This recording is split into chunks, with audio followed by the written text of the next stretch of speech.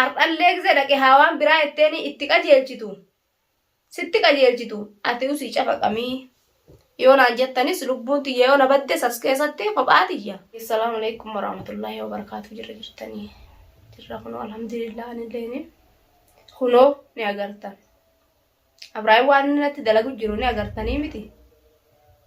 Ani garuu yoon biiftu ajjeese isallee dhiisuudhaan taa'u. Isallee dhiisuun taa'u jechuudha. Akka inni na godhe mana kana dhufee har'a.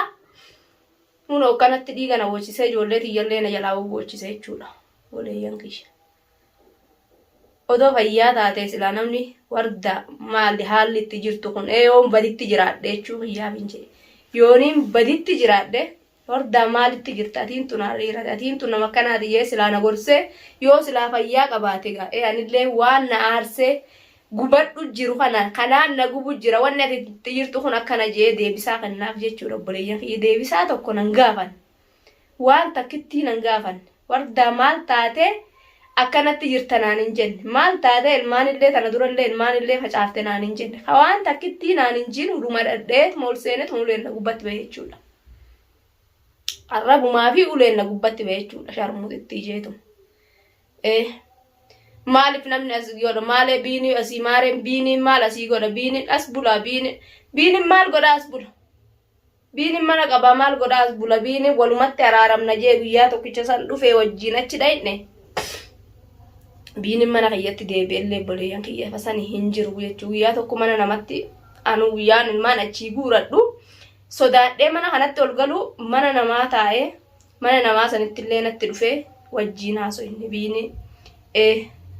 ummanni kun noo kanarraa wardaatillee isin taa'anii mana keettillee isin galchaa ilmaan keetti ilmaan kana wajjiin ala taa'urra manuma kan kee taa'u wayya galii mana kan keetitti naan jee mana kiyyatti na galchee ifirraa deeme jechuudha mucaan sun ilmaan kiyyaa wajji. Wanni inni naa godhe hin jirtu wanni inni mana kana maal godhaa mana kana bula mana qaba ani arabaa wajjiin wal keessa gala. Akka nasiibati malee takka malee namni hedduu seenuu arabni hin ayyamu jechuudha. Namatti indis faraqaa tanaatiin jiraa'u malee qaata dhufee na ajjeese inni nuu silaa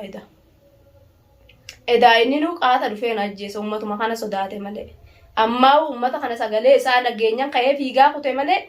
hin dhiisan silaa isaanuu. Yoo inni nuu natti abbaa mana hiyyaatii ni beekanii miti ka beekan kanaa yoo inni natti roorise mana keessatti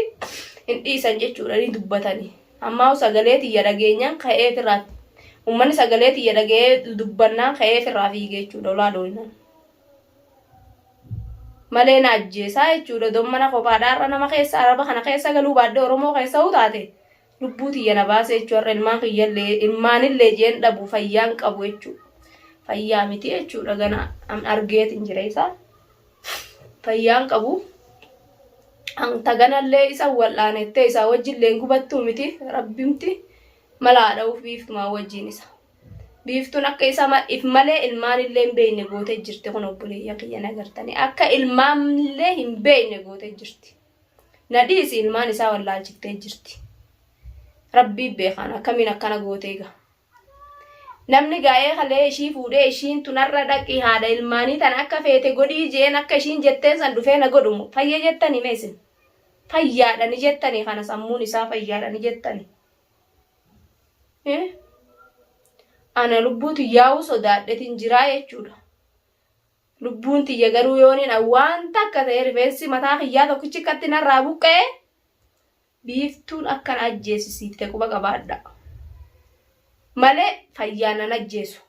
Fayyaan odoon ajjeesuu fedhe naaf inni har'a wajjin hin jiru amata meeqa wajjin jira yaabboleeyyan kiyya. Odoo hinaafalleedhan taate amata meeqa wajjin jirra naaf inni yoon ajjeese duraan mana ajjeesa jechuudha har'a. Ishi sababaa ishii yoo waan takka kan inni na godhu taate sababaa ishiin na godhe jechuudha ishiin natti oofe ishiin natti erge jechuudha. Garuu anilleen ishiin harka hamaa na naquuf deemti. Hoggan akkatichi ilaalan dhiinni kun akka na duraa calaqqisa duuba. Anaa hadhooyte. Anaa obsa fixatte sabrillee namarraa dhufti. Anaa sabrii fixatte. Hadhaayetiin jiraan. An hadhaayetiin jira jiruun biyya namaa tana keessatti akka narratti deemaa jiru kun dhufiifuu na hadheesse hadhaa tana. Ishii harka hamaa na naquu deema garuu. Rabbii jaa ishillee narraa gorsa. Narraa gorsa akka namticha kana natti hin qajeelchine. namticha kana kanatti qajeelchine mee gacciniinetuman laalaati yallee gacciniinetin ilmaan kiyya kana wallaalee jira qaallichi kunooni agartanii hin beeku kana bakka ati fiddeewu hin beeku jeelmaan no inni dhageessanii miti odoo isin dhageessanii fuula keessan dura fayyaadha namni kun ilmoo gaafa kana laa isa galchite san saree dura tasilaa addaan sareenu ciccirti shaararratti isa sanarra wallaalee jechuu fayyaa namni ni wallaala ilmoo fi deemate asiinaan jeettaan ilmaan isaa fudhata malee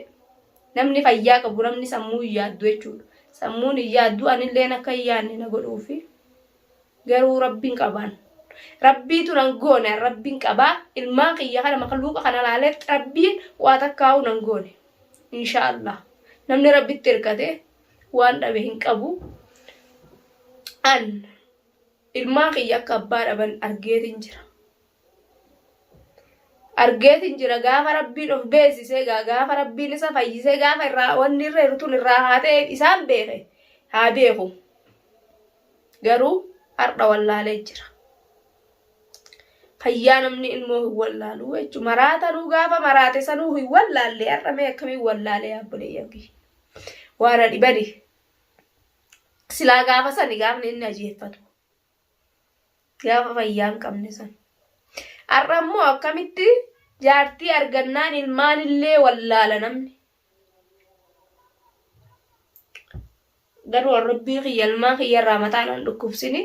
rabbiin isaanillee mataan yalaan dhukkubsin du'aayinaa godhaadha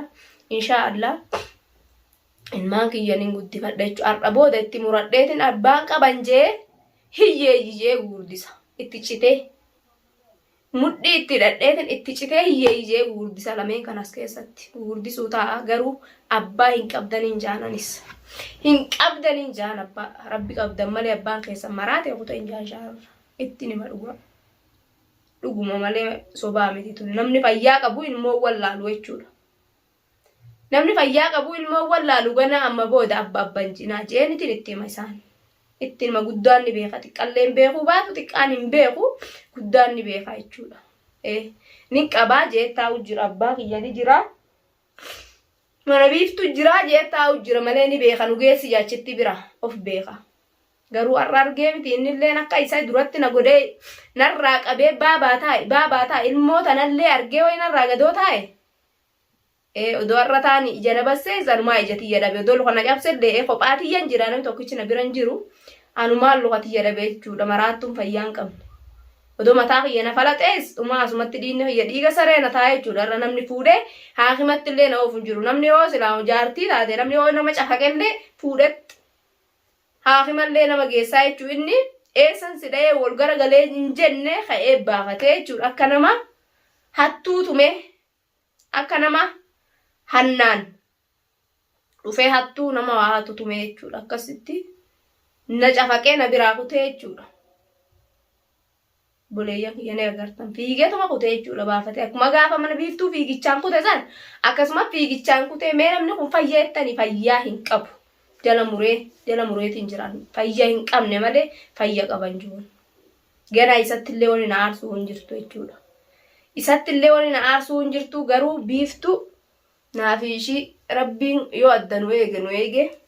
yoo rabbiin adda nu eege yoo ishiin ammas ol deebitee viidiyoo takkitti naa kamartu taate garuu an dhiisuudhaan taa'u ishii garuu ishii dhiisuudha hin taa'u waan naan jettan ammuma naan jaa yaabboleeyyan kiyya waan wardaa ati baddu atiittu baalageedhaa dhiisoo naan jettani soon mee waan jettan naan jaa hamtuu yoo nan ta'es haasitti qajeelchitu haa akka fedhe si godhu du'ii yoo naan jettanillee numan du'a ayyee yoo haasitti qajeelchitu haasi ajjeesu ardallee gise dhaqe haawaan biraa etteeni itti qajeelchitu sitti qajeelchitu ati usii cafaqamii yoo naan jettanis lubbuun tiyya yoo na baddes as keessatti kophaa tiyya anumaan lubbuu tiyya dhabee ilmaan kiyya hiyyoomanii jechuudha silaa karaa abbaatiin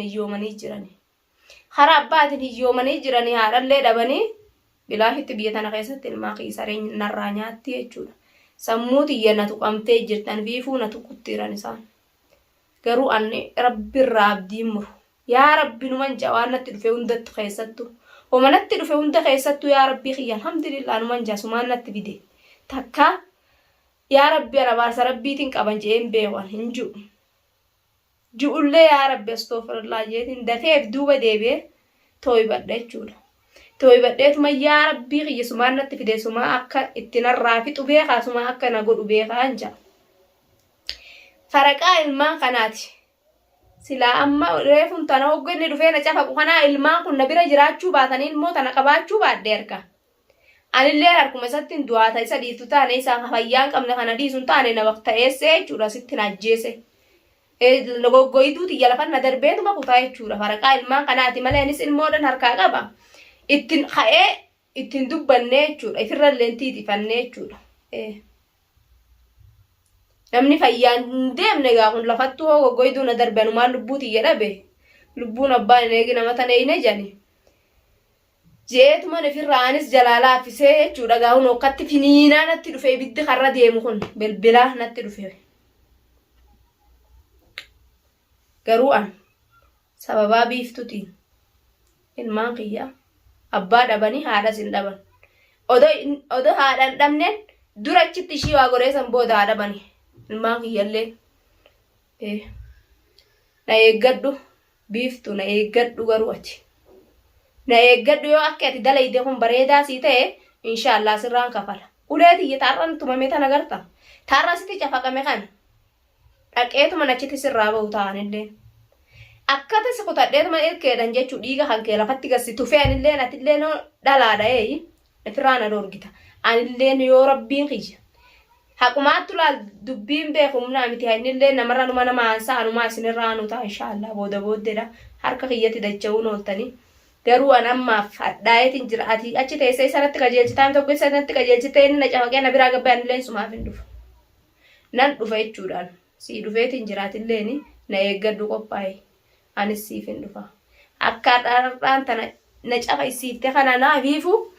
ibiddi biraan irra deemutti jiru kana dhufe ibiddan irra buusee mitiin anis sumarran buusudha ta'a dhufe anis dhufeetuman sirra buusudha ta'a sidii sudaan taa'u ati karaa bareeda seetee miti karaa bareeda jaalalaa seete eessi jaalata wardaa cafaqeet warda raachi goreessi jaalataa mitiire garagalchite waan garagalchite rabbii beekaa eega yoo ati narra wanni taatee si jaalatees rabbii beekaa wayin garagalchitus rabbii beekaa anta saniin beeku garuu an cafaqamee hin hafu si dhiisuufillee hin taa'u si odoon aalamni guutuun arguunatti qajeelche malee ifiin dhufee nan cafaqe odoo ifiin dhufee na cafaqe wanni maqaa si dha'uuf hin jirtu obboleettitisha odoo ifiin dhufee na cafaqe ifiin dhufee na cafaqe dhumaanuu kanatti qajeelchite ati yoo hojii turte faa lubbuu baasii ettee amlee gartee harkani keessa beeluu qali lubbuu hoggateettee dhufee kana qaluu ta'a jechuudha namni har'a akkana etteeni deem cafaqe ati etteeni dhufee na cafaqe kun booda amlee gartee fi harka keessee hoodu har'a dhaqee hordaa halaalchii koottuu hoggateettee dhufeetuma na halaalchee deemaa jechuudha ilmaanis ka wallaale silaayi saniifuu ati jazaa tante anaatu sii kafala dhufe waan ati har'a dalayde kana an dhufeetin sii kafaluu taati na eeggadhuun siin jaan dubbii dheertullee hin danda'u mataan gara nagalee jira